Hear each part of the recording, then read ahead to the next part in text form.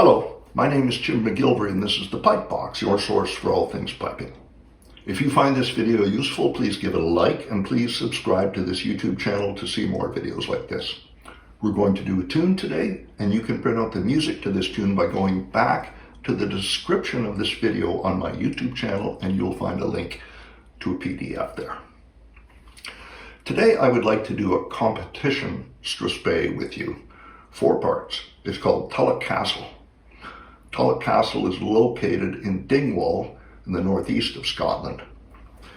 The tune was composed by Roderick Campbell, who was a prolific composer and a superb piper who lived from 1873 to 1937 in Edinburgh.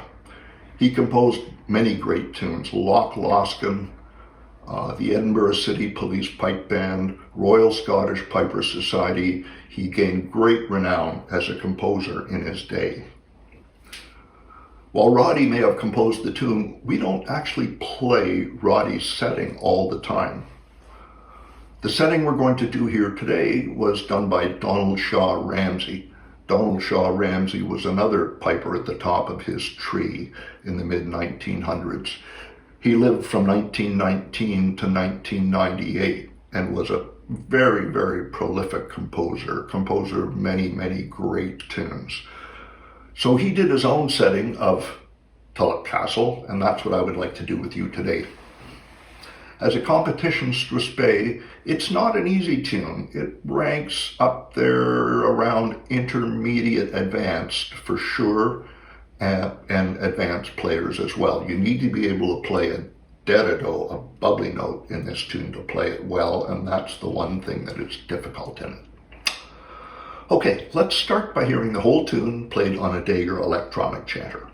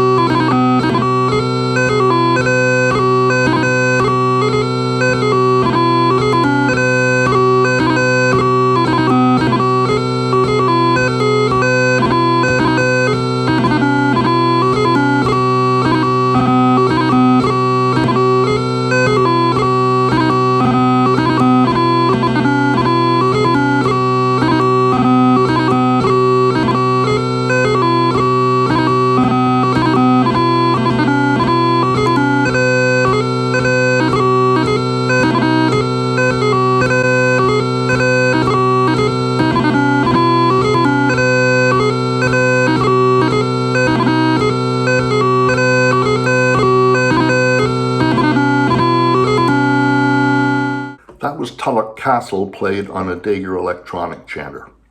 Let's have a quick look at the whole score here for a moment.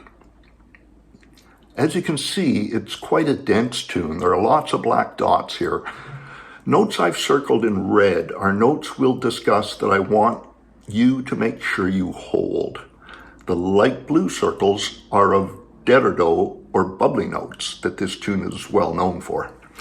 The deredo is a complex piece of technique, and we have a video elsewhere on this channel on how to play these. One thing I didn't circle that we will talk about are the triplets, which, when you look at them, aren't actually triplets at all, but runs of 3 quick notes that you'll see dotted throughout the tune. These have to be timed consistently and just right. Let's look more closely at the first part.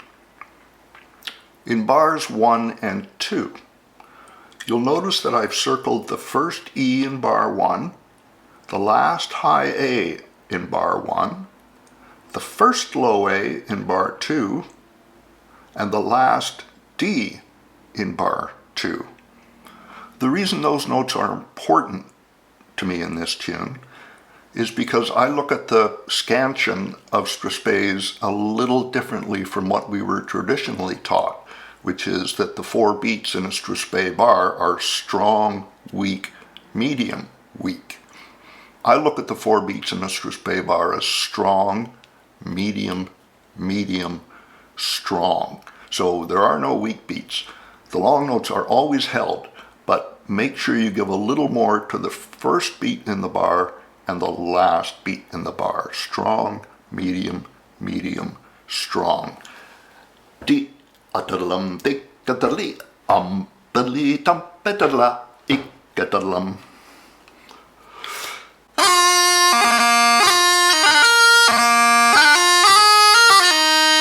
Strong, medium, medium, strong. In bar 1, you'll notice that I've also circled the dotted 8th E with a half doubling on it. And the reason I've done that is because almost immediately afterwards we see a C doubling that's very short. The C is short, but we want the doubling to be nice and clear. But the biggest thing we want to do is hold the long note before the doubling. This is a cardinal rule in Strathspey playing. Whenever you hit a C doubling or a B doubling, you make sure you hold the last long note before it. De patadalum de atadali de patadalum de atadali. Whether it's a B doubling or a C doubling in a Strathspey, hold the last long note before it. In bar 3, we see an E in the middle of the bar, and it's circled for the same reason, because we're going to hold it extra long because it's right before a C doubling. Bar 4 in the first part. Here now we have our bubbly note, which is a fun movement to play but not particularly easy. As I mentioned, there is a video on playing the da-da-do here on this channel, and you might want to have a look at that if you have never played a bubbly note before. Make sure the D is long before the bubbly note and it's got a really solid low G in front of it.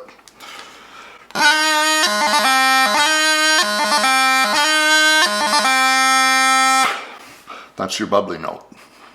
That's the first part. There are a couple of other things we could talk about here, but I'm going to talk about those in the next part. So let's listen now to the first part played on the practice chanter.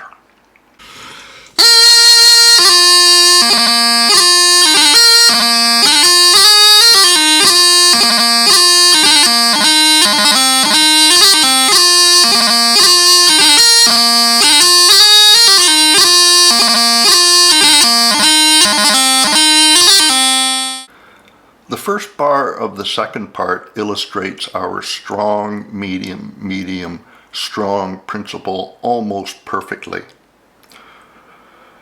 The first high A and the last E are held as long as possible. That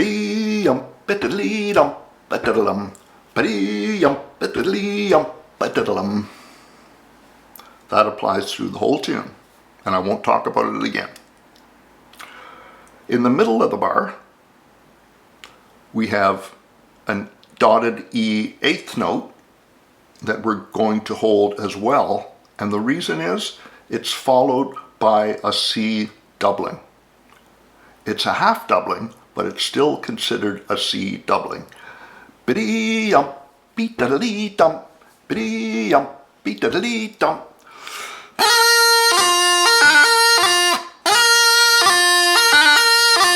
Make sure the high A before the C doubling is audible. Don't cut it out of existence, but you don't want it too long either.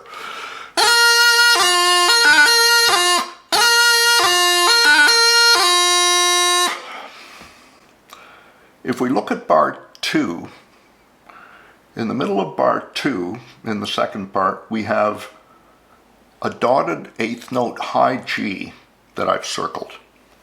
And the reason I've circled it is because it's followed by a run of 3 notes. We used to call these triplets. Sometimes we still call them triplets, but they're not true triplets. So I'm just going to call it a 3-note rundown. These 3-note rundowns appear throughout the tune, particularly in the ending, which we will discuss. But the key to these 3-note rundowns, besides not crushing them and not playing them too open, is again to to hold the last long note before it, much like the C and B doublings. Hold the last long note before the rundowns. So in part 2, hubbadum hubbity da a diddly, hubbadum hubbity da a biddly.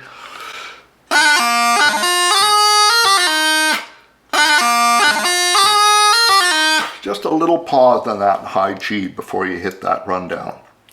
In bar 4 of part 2, we see 2 rundowns. I've circled the high G before the first one, and I've circled the D before the last one.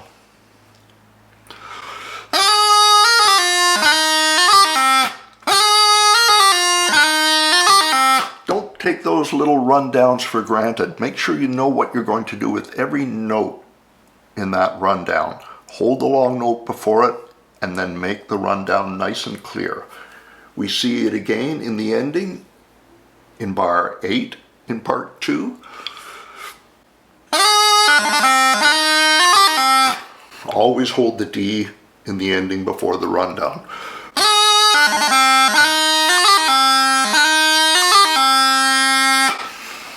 Finally, in bar 8 in part 2, we see our bubbly note again. It's a little different this time. Instead of being played from a D down to a low G, it's being played from a high G down to a C. So you're playing a short C before your bubbly note, and that's a little tricky.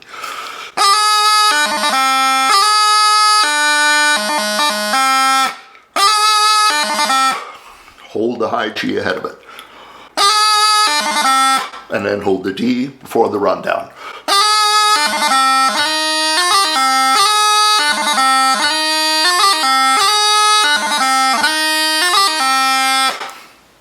That's the second part. Let's hear it played in the practice chanter.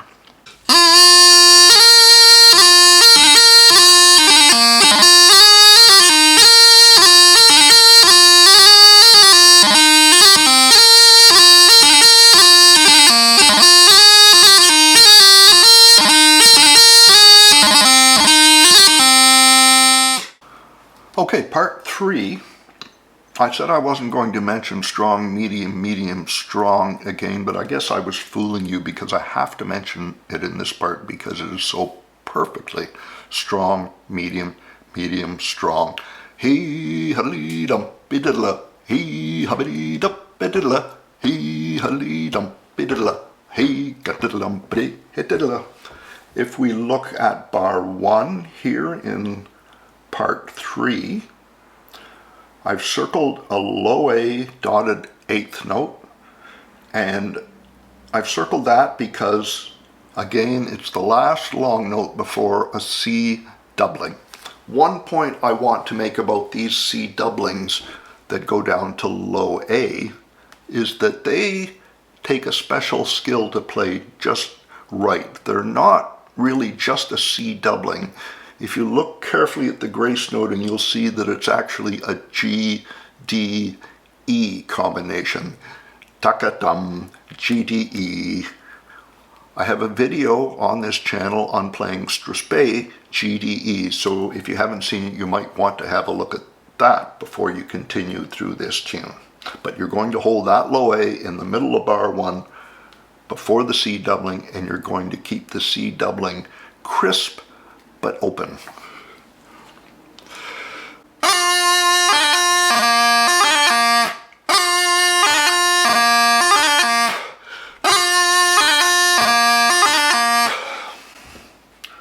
In bar 2, we're going to hold the high G again before the 3-note run, but this high G, you'll notice, matches up perfectly musically with that little low A we just held in the first bar.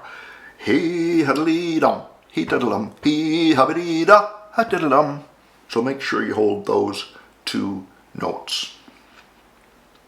That's pretty much all there is in the third part. We've talked about most of the rest of it in other parts. Let's hear the whole third part played in the chanter.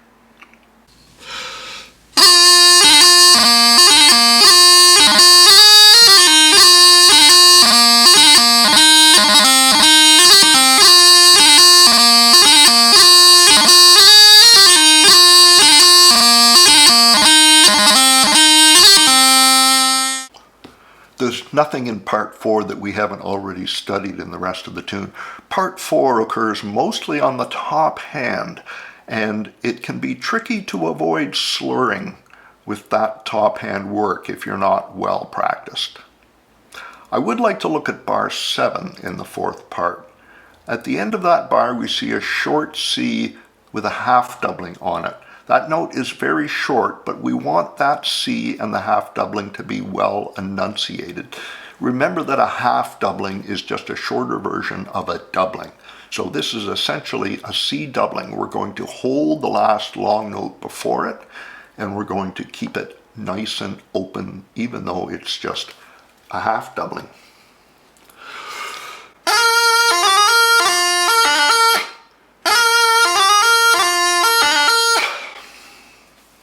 Through the rest of the tune, of course, we're going to keep our C doublings nice and open, crisp, fairly tight, but not crushed. Okay, that's the 4th part. Let's hear that on the practice channel.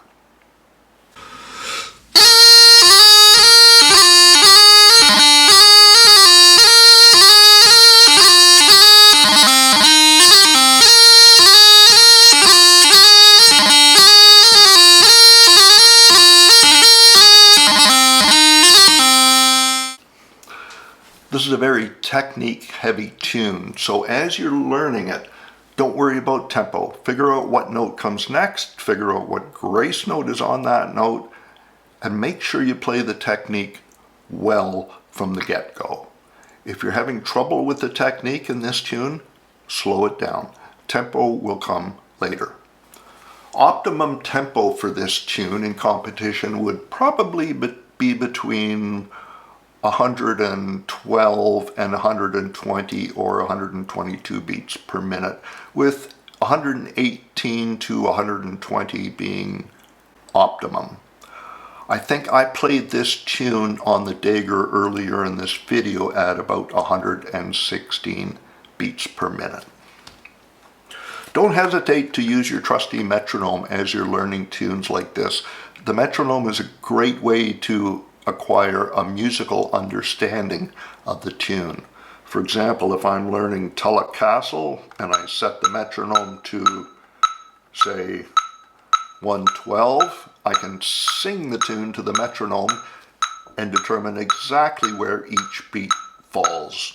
Hip-a-diddly, hick-a-diddly, hum-a-diddly, hop-a-diddly, hick-a-diddly, hick-a-diddly, brick-a-diddly, brick-a-diddly, tick-a-diddly.